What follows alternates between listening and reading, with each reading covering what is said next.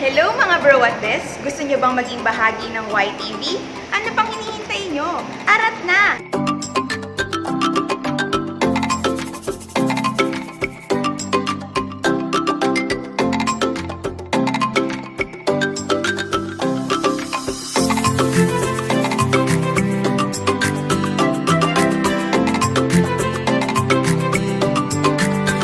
Explore new talents and new skills, expand your connections as you make new friends, and experience a new way of serving the Lord.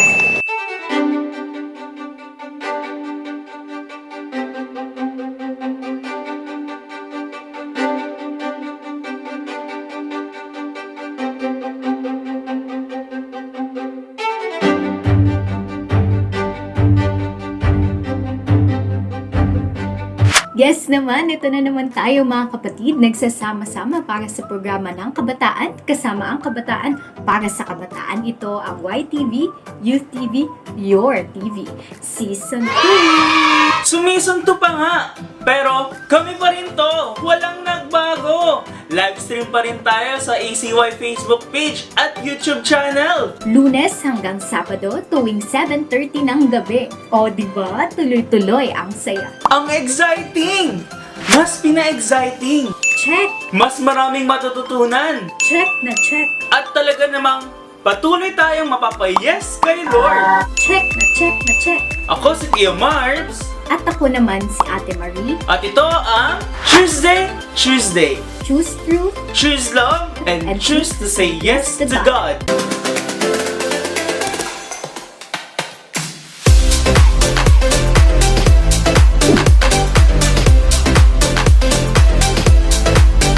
isa sa madalas nating ipangako ay ang pagpapapayat o ang pagkakaroon ng healthy lifestyle.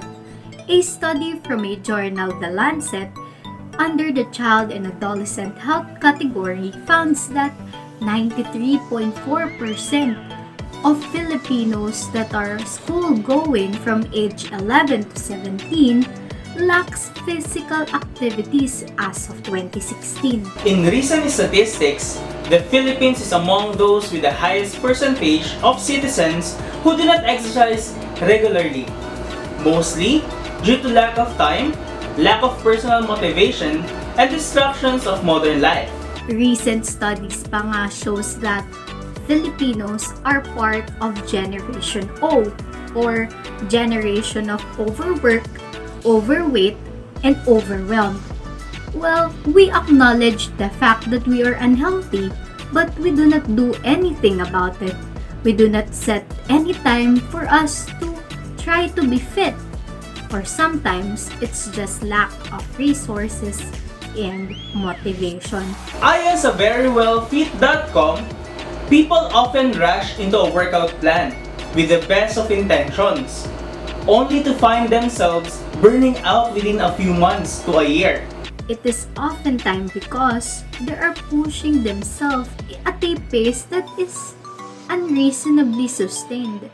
Ibig sabihin, hindi bukal sa loob ang pagiging fit at ending napipilitan lang.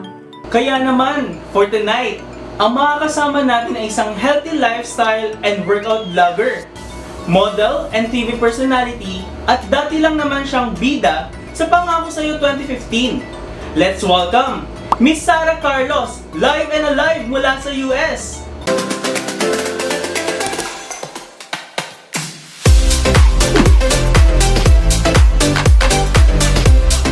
Good evening, everyone. I'm over the moon right now because we are so privileged to have her, despite of her busy schedule, an actress, a model, and a social media influencer, and a lovely, fun streamer. Ladies and gentlemen, Miss Sarah Carlos. Hi! Oh my goodness, you guys know I'm a streamer. Teka lang, parang... Alright, let's do this. Hello, Miss Sarah. Welcome to YTV. How are you? How are you dealing with this pandemic? Well, thank you for that question. Oh, that really is a nice question because I feel like right now I'm getting by. Like with everyone because more than the physical toll that the pandemic has on everyone, may mental health din kasi na sasali dyan sa usapan yan. So, I feel like I'm getting by. I'm keeping myself busy. I'm honestly hoping and praying that things will get better soon. But I feel like I'm just doing the best that I could, like with everyone right now. We are so happy that you are safe and you're coping well with this pandemic. So for today, Miss Sarah, we will be talking about how to have a mindset for self-control and discipline and committing to lose weight and have a healthier lifestyle. So I saw one of your video in your YouTube channel. I think you're sharing your journey on how to have a healthy mindset.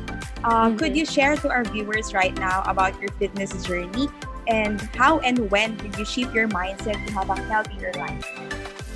Okay, so to be quite honest, I've been lifting for almost a decade now. And what really got me started in it was my former partner, my former boyfriend.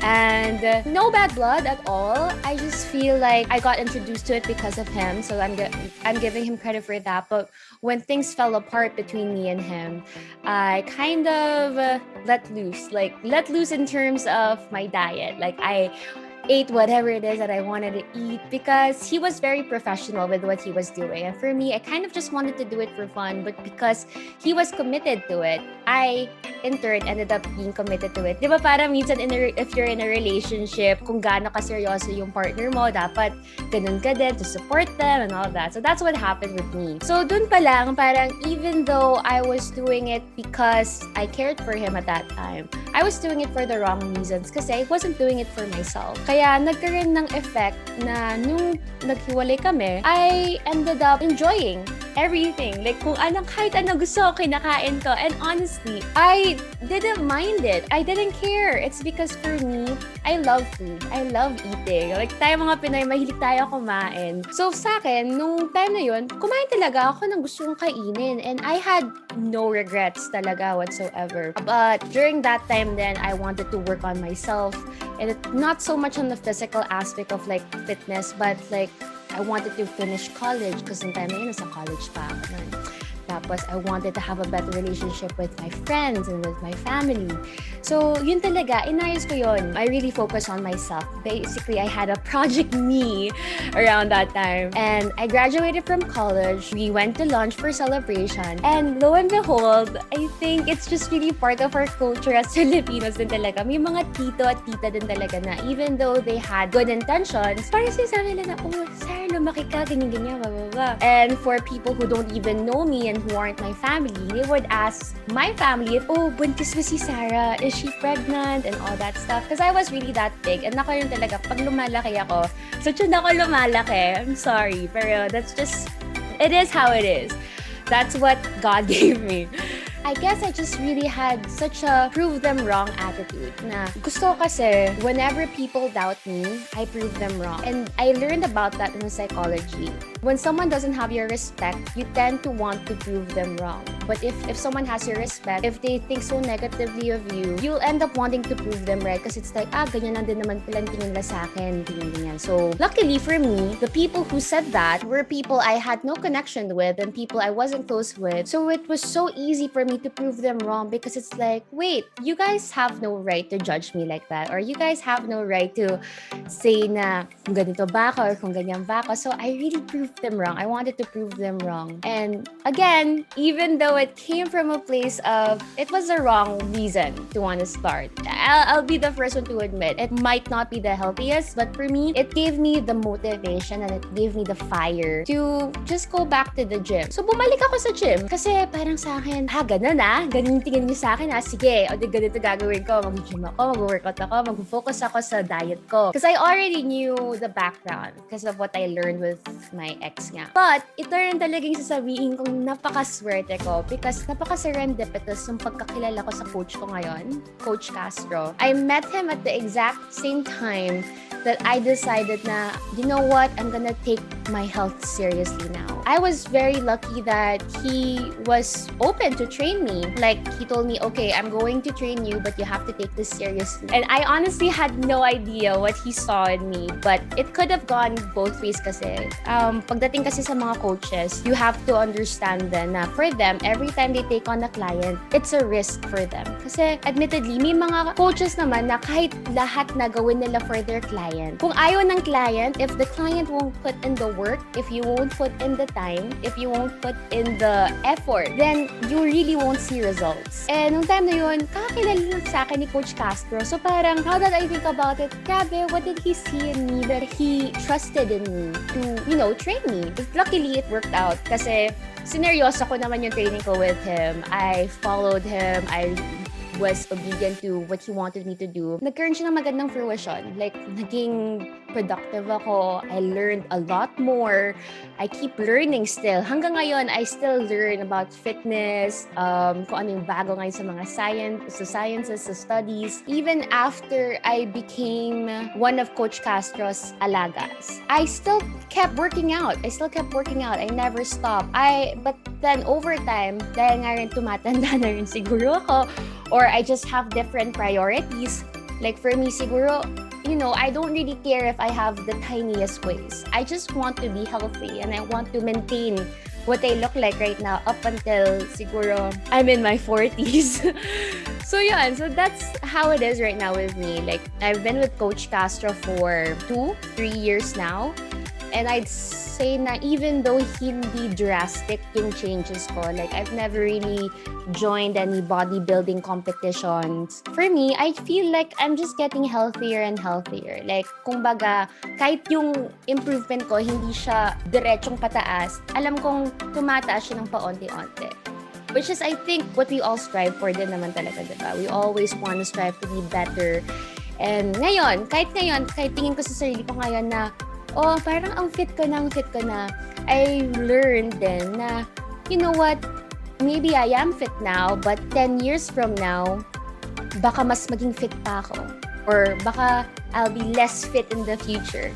That's the beauty of it though. That's the beauty of fitness. You have to learn to accept yourself and love yourself no matter what you look like, no matter what number you see on the weighing scale. Because at the end of the day, and I say this from the bottom of my heart, as an ate, as a future tita, or as a friend, numbers really doesn't matter. It really won't. It doesn't matter. Kasi lahat tayo iba-iba. What would matter more is, do your functions. Like, yung katawan mo, gumagana ba siya how it's supposed to work? Does everything work how it's supposed to work? If you're a lady, does your monthly visitor really come every month? For me kasi din talaga, the looks really won't matter at the end of the day. How you look like won't really matter. It's good to have quantifiable goals, but that's not the end-all be-all. For everyone, I would implore everyone na huwag lang tingin sa physical na itsura. Tingnan nyo din on how everything is working on the inside. If it's working well for you, if nasa-stress ka ba, and even the mental health, it's so important. Kasi pag nasa-stress ka, susunod yung katawan mo eh. And I feel like I've actually experienced that myself. Fast forward to now, I am still working out almost every day. But I enjoy life. I eat if I want to eat. I rest if I want to rest. And I try to teach as much as I know to my followers. I know that some people might not accept them. Some people might want to go against what I'm saying. And for me, okay, that's fine. You don't have to accept everything that I'm saying. Like, whatever I say, you have to take it with a grain of salt. And at the end of the day, you still have to do your own research. But yeah, I guess that's it for me. Like, right now, I'm just really happy with where I'm at. I feel happy, I feel healthy, both physically and mentally. So yun. Thank you, Miss Sarah. You know what? That's Thank you. why that's why I follow you po on Instagram, no? Kasi nakikita ko na on Instagram, on TikTok, kasi nakikita ko na you're not pressuring yourself. Tapos baby steps yung may mga ginagawa kang workout pero hindi mo pinipressure yung sarili mo. Tapos nagra-relate dun sa physical mo na masaya ako sa ginagawa ko. I can eat what I want, but I can still be fit. And I have a healthier lifestyle. So, kaya ako natutuwa na, yun. Sige po. Next. Yes, it's working. Because that's what I want to project. Thank you, Miss Sarah. For the second question, Miss Sarah, what are the different misconceptions when we talk about committing into fitness? Alam nyo, like super, okay. I really like this question kasi sobrang daming misconceptions. Like for example, from the shallow part of it na, hindi naman ganun kalaki yung puwet mo, ganyan-ganyan. But for me, malamang hindi magiging ganun kalaki yung puwet ko. I'm Asian. Like, people need to know that we're all different races and that means we would all have different body types. So, a person of color will genetically be more blessed down there than us Asians, or on top of here, like ako, aminado ako, hindi ako ganun ka-blessed dito, but I love myself regardless. That's the thing, no? Like, the biggest misconception that people have when it comes to committing is that when you commit, you have to have one certain goal in mind, and that goal is for everyone. When in fact, it's not the case. Hindi naman ganun talaga. Like, depende sa kung ano yung katawan mo, mag-a-adjust yung workouts mo. So, another question that I always get then is, pwede ba mag-target burn ng fat? Like, can you just have abs but then have the rest? And for me, I understand that. I understand how some people would want, you know what, I just want to have a big booty and I want to have small waist. I don't want to have big arms and all that. It's more of a mental thing. You have to understand na unless you're ready to go under the knife, and I would say that there's nothing wrong with that. That's actually, if you want to do that, then go ahead. Then your body will adjust to how it's supposed to adjust without you forcing anything. So, hindi mo kailangan pilitin yung sarili mo na mag-abs palagi, everyday. Pag hindi ka kumakain ng maayos, hindi lalabas yung abs mo. Ganon ka simple. Or even sa simpleng abs na yung iba gusto magka-6-pack, yung iba gusto magka-4-pack ng abs, yung iba gusto yung gitna lang. Depende yon sa kung anong binigay sa'yo ni God. Because sometimes your genetics will tell you that, hey, you know what, hindi lang 4 yung abs mo, 6 yung abs mo underneath all this. So, alam mo yun, hindi mo pwede piliin eh. And that's like a big misconception that people have when it comes to committing. Na kailangan yung katawan, one size fits all for everyone. That's the thing, it's just really not. Another one is, pag magko-commit, ibig sabihin, hindi ka na pwede lumabas, hindi ka na pwede kumain ng ganito, hindi ka na pwede kumain ng ganyan. And for me, that couldn't be any farther from the truth. Maybe siguro sa simula. Kasi lalo na if gusto mo masana yung katawan mo sa certain food muna. Kasi sabihin na lang natin, nasana yung katawan mo sa everyday nagpa-french fries ka, or everyday nagdadalata ka, or nagpa-fried chicken. Now, disclaimer kumakain pa din ako nun. Like, I'm not saying not to eat that totally, kasi, you know, you do you, enjoy life. Pero pag sabihin na natin, you were raised in an environment na araw-araw ganon, aminin na natin sa hindi talaga siya healthy. So, kailangan mo isana yung katawan mo muna to healthier stuff. Konti lang, kahit baby steps lang, like you said, Angel. Your body, because nasanay na siya sa ganitong klaseng lifestyle, for you to just introduce something na matino para sa kanya, kahit paonti-onti, mapapansin niya yon. Like, alam mo yun, like, ganun yung analogy na may ibabigay ka sa'yo. Mapapansin ka ng katawan mo, the little good things that you do for yourself and for your body, over time, your body will notice that. Para ma-realize yun ng body mo. Kasi like, for example, even when it comes to calorie counting, and I wouldn't really suggest that if you're starting out, kasi ayoko ma-stress kayong lahat.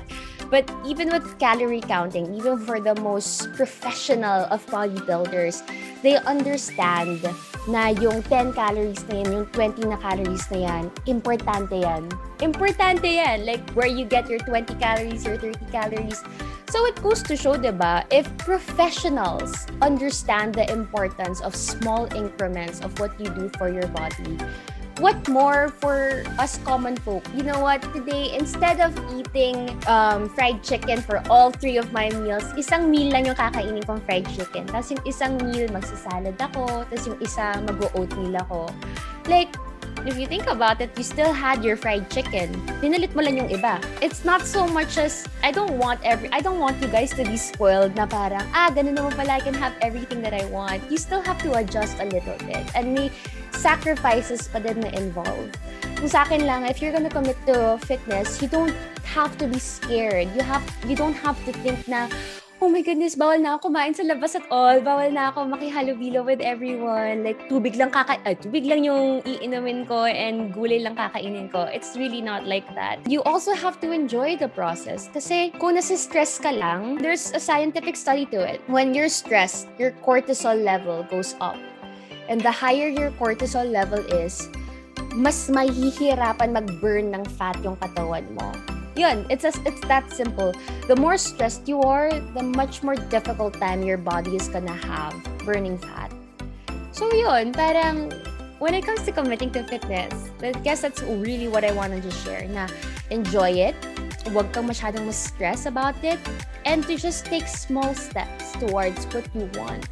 And to know that hindi lang isang body type sa buong mundo. Maybe that's what media will have you believe, but it's not. And you're just beautiful just the way you are. Whether you stay where you're at right now, even though you know you're doing cardio, or you essentially have six-pack abs and like, you end up looking like the Hulk sa sobrang buff mo, diba? Iba-iba yun eh. So, yun ang masasabi ko about the misconceptions that there is about fitness.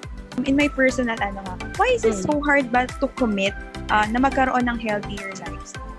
I think it's because, and I'm gonna just say it outright, it's how media shows fitness, you know?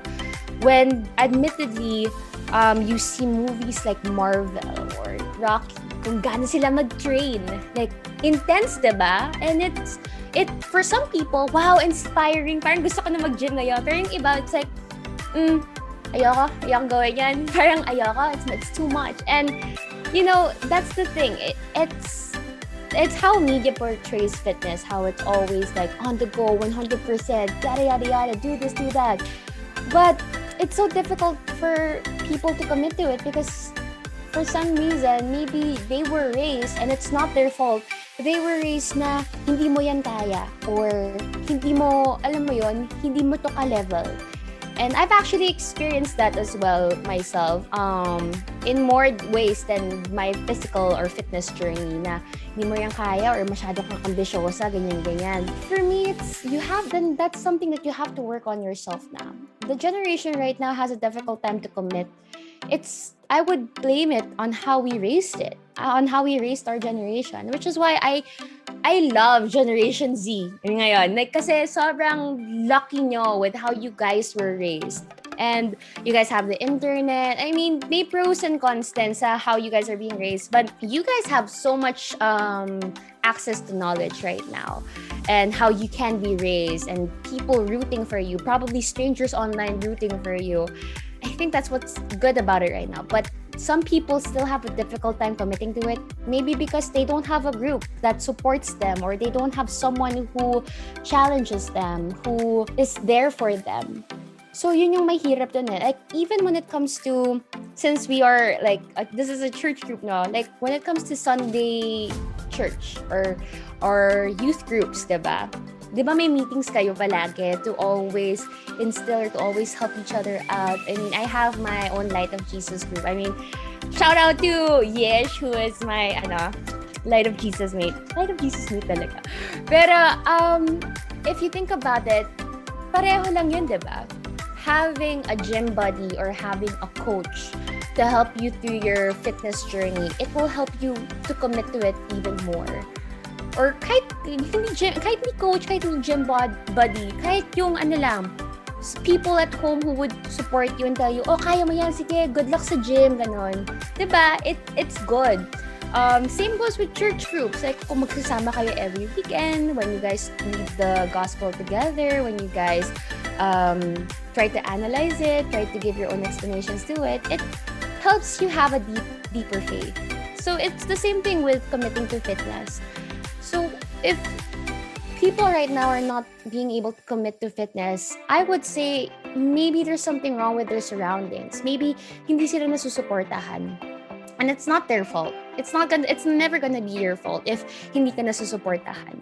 But there will come a time na kung hindi mo mahanap yung suporta na gusto mo, hanapin mo yun sa sarili mo. Look for it yourself. Or make it yourself for yourself, diba? Dun pumapasok yung love yourself, kumbaga. Ang ganda po ng mga sagot, sobrang nakaka-inspire, no?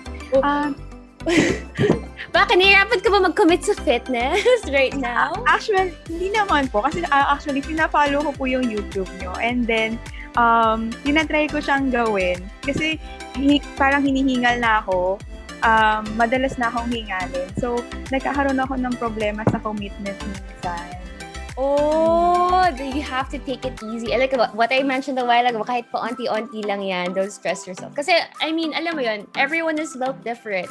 So, sometimes yung konti na yon, for me, what I learned, as long as napipili mo na sa sarili mo na, okay, hinihingil na ako, na-challenge na ako. Kahit sabihin natin, yung tinakbo mo lang 1 kilometro, that's good.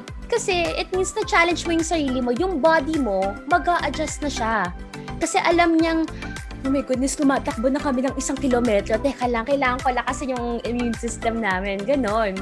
So, for all you know, you're burning as much fat as the very fit person who runs 5 kilometers. Kasi yung katawan niya, sanay na dun. At sa'yo, masasanay pa lang. So, yun, lalakas din yung katawan mo. Yun yung misconception na tingin ng mga tao. Tingin nila na pag hindi mo ginawa to, you won't burn as much calories. And that's not the case. Depende yun sa katawan mo. Like I said, kung nahihirapan ka na sa ganito, that's good. That means you're challenging yourself na. Nasa-challenge na yung katawan mo. So, alam mo na yung nagiging limit mo. 'Di ba? So, yun.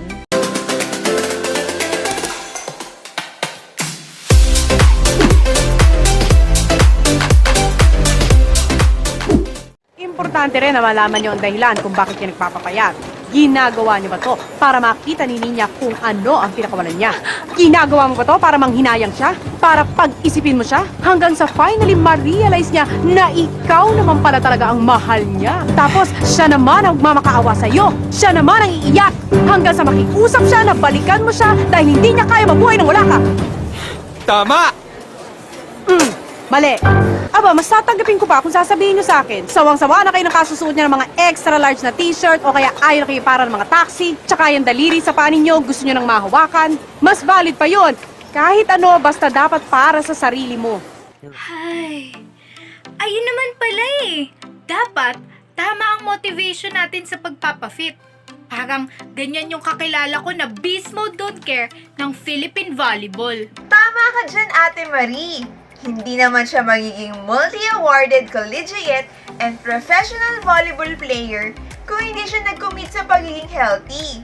Oh, Tiyang Aby, follow! Oh, yes, beast mode don't care! La, okay ka lang, Neng?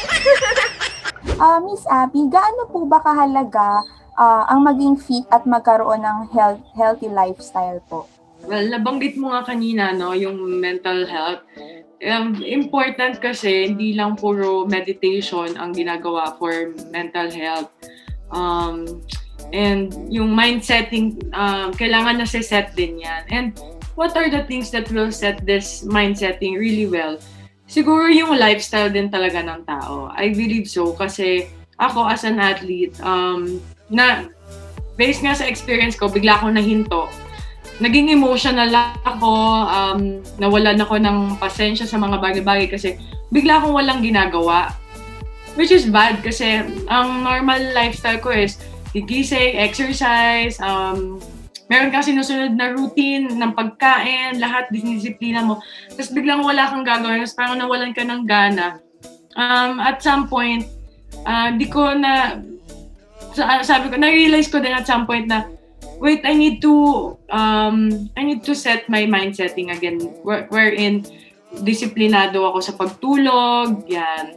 Maganda ang kain, ang daloy ng lahat, magiging maayos. Kasi pagdating mo sa, pagkagising mo sa umaga, tapos puyat ka, parang hindi na maganda yung yung naset mo na morning, no? Hindi na maganda yung naset mo na mood for the whole day.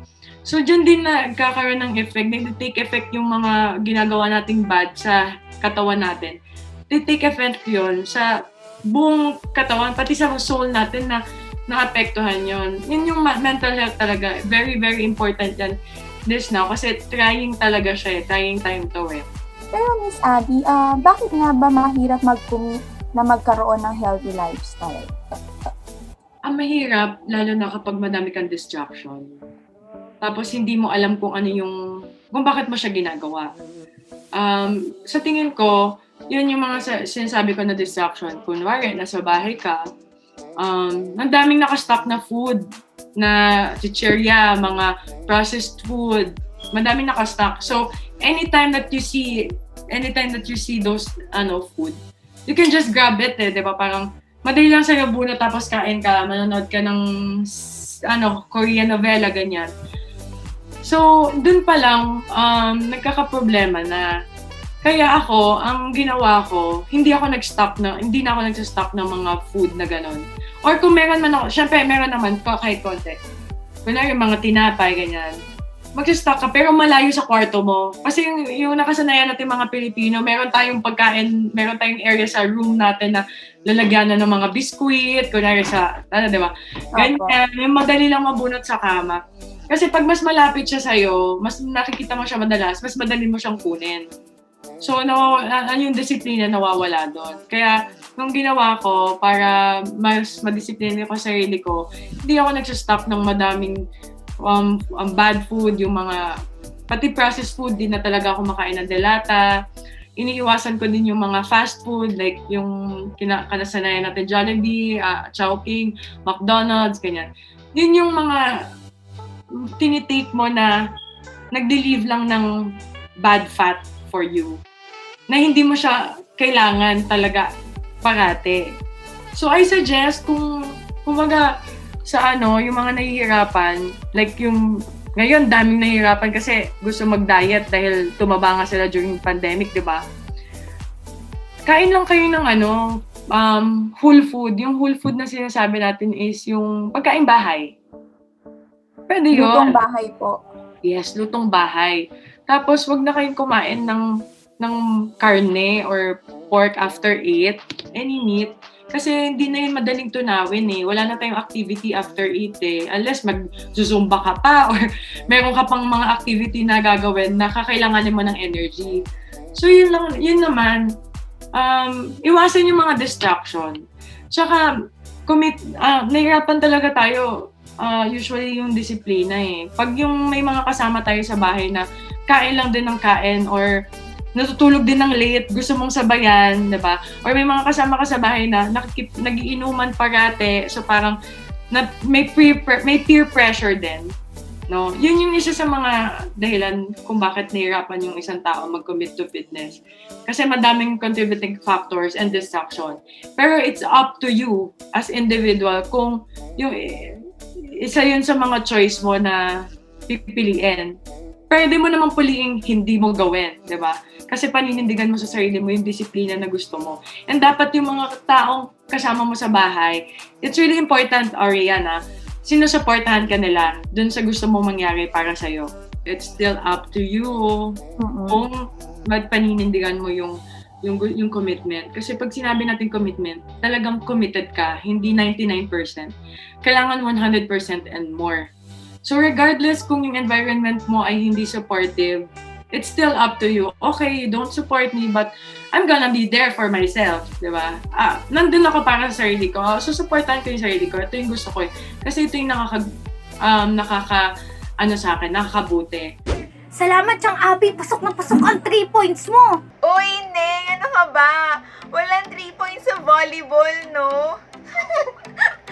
Pero alam niyo ba, mga ka-Y TV, the great Greek philosopher Thales once said, "Mens sana in corpore sano," means a sound mind produces a sound body.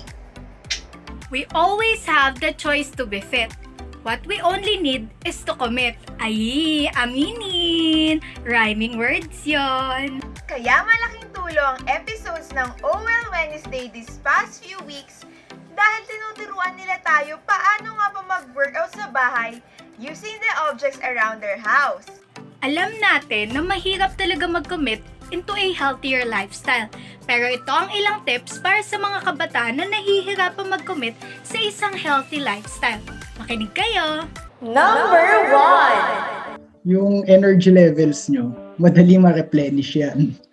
Basta maganda yung tulog, no? maganda yung kain nyo, pwede kayong tumulong sa bahay, tumulong sa community, sa church, mag-aral, at mag-workout. Tapos isang magandang tulog lang, isang masarap na kain lang.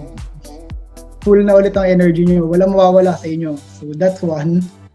Number 2! Yung health nyo, syempre, para bata pa lang, di ba? Healthy na kayo, bata pa lang, mas malakas-lakas na yung resistensya nyo. Pag lumaki kayo, pag dating nyo sa around 30s, 40s, natural na medyo mag-deteriorate kayo, pero at least mabagal. Commit talaga. Commit to be disciplined enough. Diba? Commit to be disciplined enough for you to achieve these goals na maging healthy talaga yung sarili mo. Kasi if you're healthy, your mind is healthy, you're physically healthy, your soul will be healthy as well. Maganda yung disposition mo sa buhay. Marami kang ma-achieve, marami kang energy. Unlike those na gigising na ng late kasi late na natulog, gigising na ng late, brunch na yung kain. Diba? Ang dami mo nang na-waste na time sa araw mo. Number 3! Mas functional kayo, mas madami kayong naitutulong, mas madami kayong naiambag sa community, sa family. And there are a lot more, no? There are a lot more. Napakadaming benefit ng pamumuhay ng may healthy lifestyle. Isa dyan, siguro yung stress, mas na-manage natin yung mga stress natin, yung anger management natin, naaasa-ayos natin yan kapag maganda yung tulog natin, nakakapag-exercise tayo, nakakapag-isip ng maayos yung utak natin, lahat yun nagiging maayos. And iwasan natin yung disease, yung mga disease sa katawan. Ako kasi may psoriasis ako. Pag super stress ako, nagtitrigger yung psoriasis. So sa mga ibang tao, merong nagkakaroon ng pimples, diba? Sobrang stress sobrang puyat, ganyan. So, sa part na yon guys, sa part na yon, hindi natin inaalagaan yung sarili natin. So, hindi tayo dapat magdepende na may ibang tao mag-aalaga sa atin. Sino ba mag-aalaga? Magulang ba? Or jowa? Ganyan. Pero hindi laging ganon. May iba pa rin yung care na ikaw yung nag-care sa sarili mo. So, kailangan mong gumawa ng paraan para magampanan mo yon. Ay, salamat Tiyang Aby at Coach Alex. Ngayon, no more excuses ha. Ngayong alam nyo na paano mag-commit to a healthier lifestyle, makisabay na tayo sa exercises with Owel Wednesday. Lagi nating isa-isip at isa-puso ang mga tips na ito para laging the mind is willing and the flesh is super willing. Laging tatandaan, huwag malilito, huwag magpapalito, at huwag manlilito ng iba dahil dapat nasa tama at palaging sa true lang.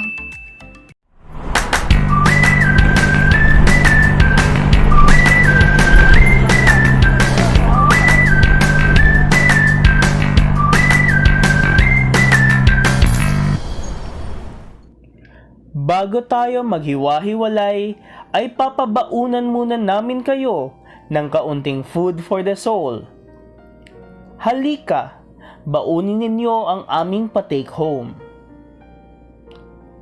I can do all this through Him who gives me strength. Philippians chapter 4, verse 13. There is no denying that getting fit is hard. It takes a lot of willpower just to get started, much less finish a full workout. But if you never push yourself past your comfort zone, you will never grow.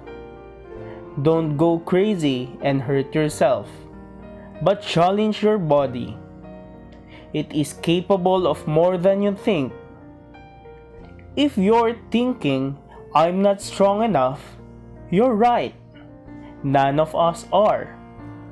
But He is, and that is more than enough.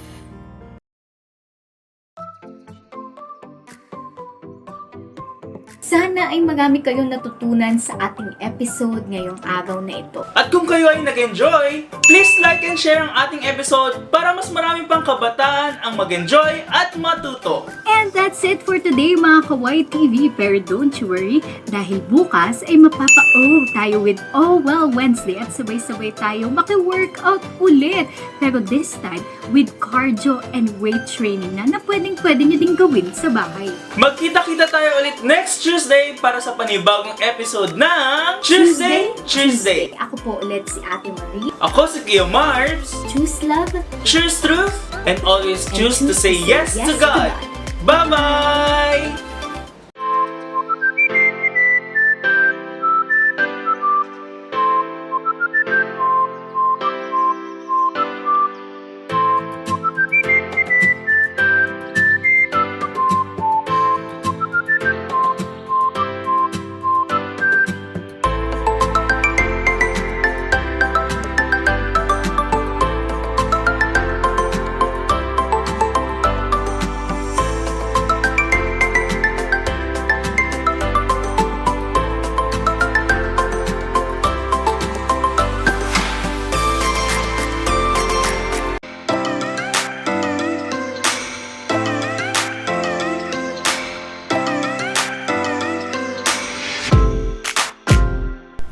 YTV Youth TV, your TV.